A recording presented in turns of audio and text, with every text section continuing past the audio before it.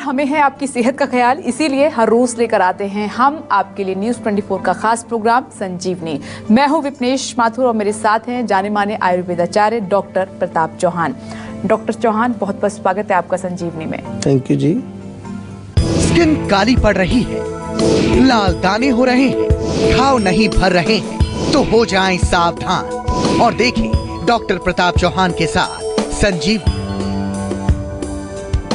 जिन लोगों को डायबिटीज है उनको त्वचा रोग होने के चांसेस बहुत ज्यादा रहते हैं, फिर भी लोग लापरवाही बरतते रहते हैं।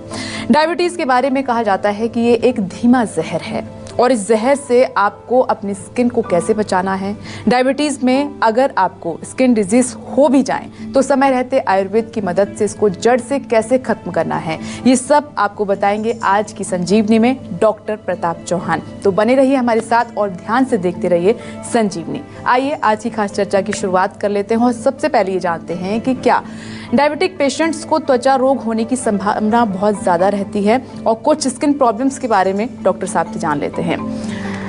डॉक्टर चौहान, अगर किसी व्यक्ति को मतलब डायबिटिक है जी, तो क्या उसको ज़्यादा जो त्वचा रोग हैं बहुत ज़्यादा पॉसिबिलिटी बढ़ जाती है कि ये प्रॉब्लम्स तो उनको होगी? और कुछ नाम भी बताइए जो प्रॉब्लम्स हो जाती हैं स्किन संबंधित। देखिए, बहुत अच्छा विषय आपने लिया है। और क्योंकि डायबिटीज जब लोगों को होती है तो उनका केवल एक ही एजेंडा रहता है कि मैं गोली खा रहा हूँ, मेरा शुगर लेवल कंट्रोल है, बस इतने से होता है। आपको ये जान लेना है कि डायबिटीज के बहुत सारे कॉम्प्लिकेशन होते हैं और बड़े भयानक कॉम्प्लिकेशन होते हैं। किडनी फेल हो जाती है, आंखें खराब हो जाती हैं। जहाँ तक हम स्किन की बात करें तो डर्मोपैथी एक नामक एक रोग इसमें लिखा है कि आपकी जो स्किन है उसमें जो सप्लाई जा रही है आपकी, वो खराब होती है। और यहीं तक सीमित नहीं, इसमें और भी जो है फंगल इन्फेक्शन होने के चांसेस बढ़ जाते हैं, बैक्टीरियल इन्फेक्शन होने के चांसेस बढ़ जाते हैं, क्योंकि आपकी बॉडी की जो है इम्यूनिटी कमज़ोर हो जाती है डायबिटीज़ में। हमारे यहाँ उसको धातु क्षय बोलते हैं, यानी कि जिस व्यक्ति को मधुमेह या प्रमेह या जो भी हम उसको नाम देते हैं आयुर्वेद में, वो जो रोग होता है तो उसमें लिखा है कि उसके धातु कमज़ोर होने लगते हैं, उसका ओजस कमज़ोर होने लगता है। और ये आप ज़रूर जान लीजिए कि खुजली खारिश थोड़ी थोड़ी जो है वो तो एक लक्षण ही है डायबिटीज़ का। कई बार आपको शरीर में अगर कहीं खुजली उजली थोड़ी होती है तो उसको निगलेक्ट मत करिए, आप एक बार ब्लड शुगर चेक करा लीजिए आपको, क्योंकि वहाँ लिखा हुआ है कि ब्लड शुगर का एक लक्षण ही है खारिश होना शरीर के अंदर। और ऑन टॉप ऑफ दैट ये अनेक जो कंडीशंस जो मैंने बताई उनका भी आपको ध्यान रखना है। और कोई घबराने की ज़रूरत तो है नहीं। आयुर्वेद जब आपके साथ है तो आपको कोई टेंशन नहीं लेना, क्योंकि आयुर्वेद एक ऐसी चिकित्सा पद्धति है जो आपको हर लेवल पर, शारीरिक लेवल पर, मानसिक लेवल पर, इमोशनल लेवल पर, स्पिरिचुअल लेवल पर, हर लेवल पर जो है आपके साथ आयुर्वेद है। लेकिन केवल एक ही चीज़ आपको याद रखनी है कि आयुर्वेद हमेशा जो है पर्सनलाइज्ड, व्यक्तिगत रूप से आपको प्रैक्टिस करना है, जनरलाइज नहीं है।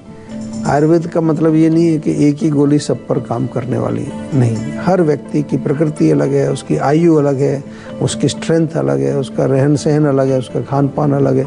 उसके अनुसार हमें जो है औषधि आपको बना करके देनी पड़ती है। आइए चर्चा को आगे बढ़ाते हुए अब बात कर लेते हैं कि कौन कौन से त्वचा रोग हैं जो डायबिटीज के कारण आपको हो सकते हैं, अगर ये प्रॉब्लम आपको है।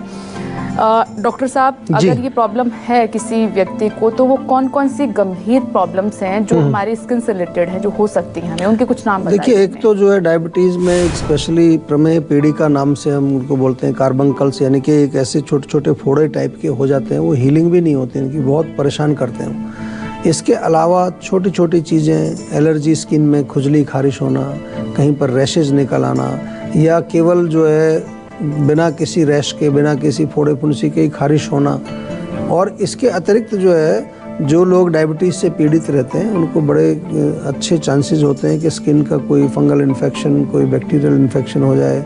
डर्मोपैथी का मैंने आपको जिक्र किया था, और डर्मोपैथी जो है वो एक प्रकार का ऐसा रोग है कि जिसमें आपकी रक्त वाहिनियाँ जिसमें कि आपकी जो वेसल्स, जिसमें आपके जो खून बहता है वो रक्त दूषित हो जाता है, तो फिर अनेक प्रकार के शरीर में चकत्ते टाइप के बनने लगते हैं। और यही नहीं, बाल तोड़, कई बार आपने सुना होगा लोगों को बाल तोड़ हो जाता है, तो डायबिटीज़ में उसका भी होने का खतरा होता है। स्किन में किसी प्रकार के भी जो रोग होते हैं, क्योंकि दो चीज़ यहाँ पर आपको समझनी है। नंबर 1, आपका इम्यून सिस्टम जो है वो कंप्रोमाइज़ हो गया है। दूसरा, क्योंकि आपके खून में चीनी है तो एक तरह से वो रक्त भी तो दूषित हो गया ना, और वो दूषित रक्त जो है वो सबसे पहले आपकी त्वचा पर ही जो है रोग पैदा करने वाला है। उसके बाद वो फिर दूसरे ऑर्गन्स में, किडनी में जाएगा, हार्ट में जाएगा, वहाँ ब्लॉकेज पैदा करेगा, आँखों को ख़राब करेगा, नसों को ख़राब करेगा। लेकिन सबसे पहला अटैक उसका आपकी त्वचा पर होने वाला है। तो थोड़ा सा सीरियस होना है, घबराने की ज़रूरत फिर भी नहीं है, क्योंकि हम बार बार यही कहेंगे कि जो भी डायबिटीज़ के पेशेंट हैं, केवल डायबिटीज़ की गोली खा करके संतुष्ट मत हो जाइए। अपनी त्वचा का ख्याल रखना है, अपनी किडनी का ख्याल रखना है, अपनी इम्यूनिटी का ख्याल रखना है। और इसके लिए क्या करना है? केवल सेहत का नंबर आपको घुमाना है। डॉक्टर्स हमारे बैठे हैं आपकी सेवा के लिए, वो आपसे बात करेंगे, आपके रोग को समझेंगे और फिर आपको उचित उपाय उसका बताएंगे। दिल्ली से निखिल जी हमारे साथ मौजूद हैं। स्वागत है आपका संजीवनी में। पूछिए डॉक्टर प्रताप चौहान से क्या कुछ जानना चाहते हैं आप? नमस्ते सर। नमस्कार जी, क्या हाल है आपका? ठीक हो सर? सर मुझे बताइए क्या पूछना है? कि मुझे भूख तो सर ठीक लगती है। हाँ जी। पर सर पेट मेरा रेगुलरली साफ नहीं रहता है सर, और इसी के कारण कभी भी दर्द भी हो जाता है और मुंह से स्मेल भी आती है सर कई बार। देखिए, अगर भूख आपको सही लगती है और पेट साफ नहीं होता तो इसका सीधा सा अर्थ है कई बार भूख जो है वो हमें मेंटल लगती है। खाने का टाइम है, खाना दिखा, एकदम से इच्छा होती है, खा लेते हैं। अंदर जरूरत नहीं है, वो पचता नहीं है खाना जा करके। फिर पचेगा नहीं तो गैस भी बनेगी, मुंह से बदबू भी आएगी, आपको जो है गैस रिलीज होगी, वो भी जो है वो फाउल स्मेलिंग होगी, आपका स्टूल जो है उसमें भी जो है स्मेल आएगी।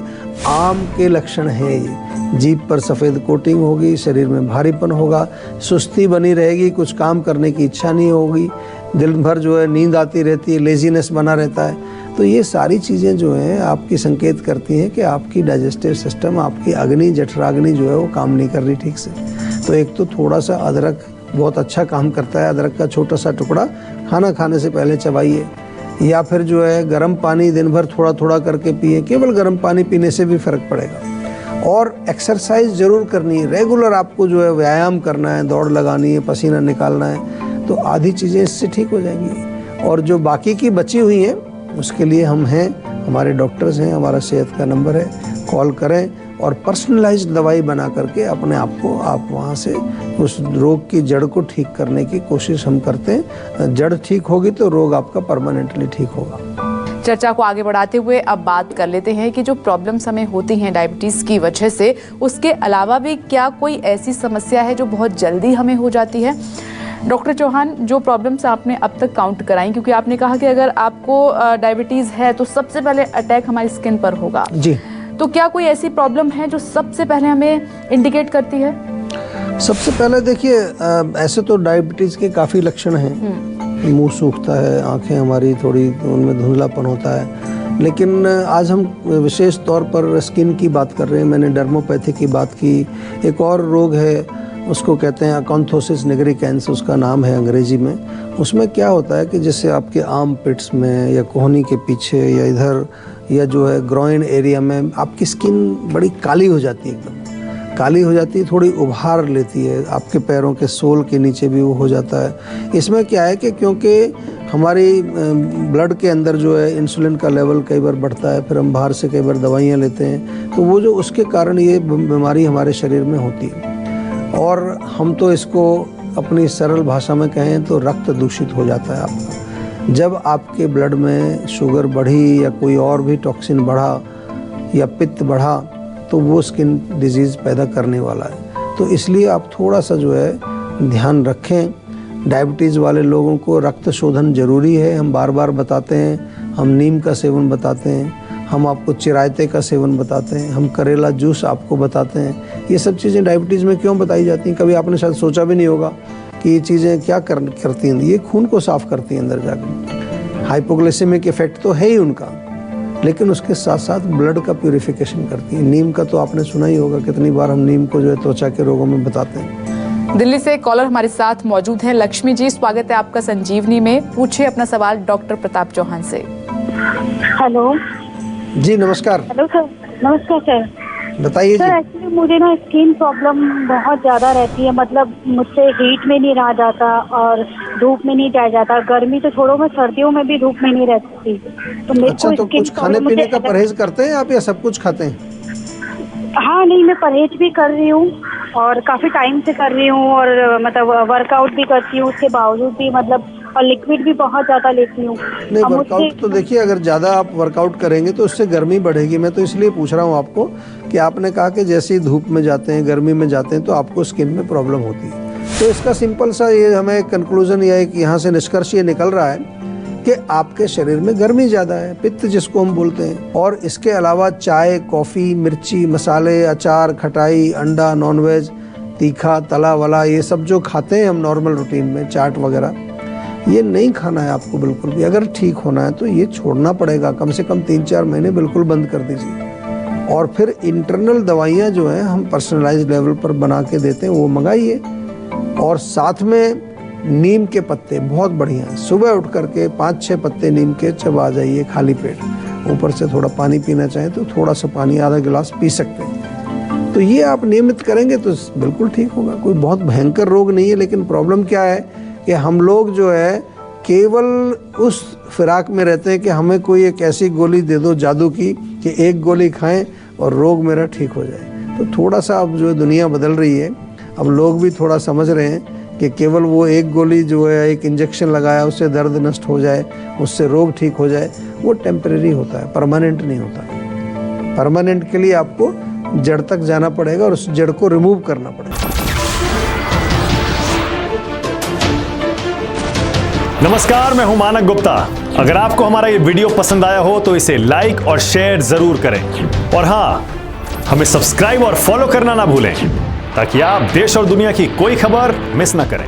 तो जुड़े रहिए हमारे साथ और देखते रहिए न्यूज़ 24।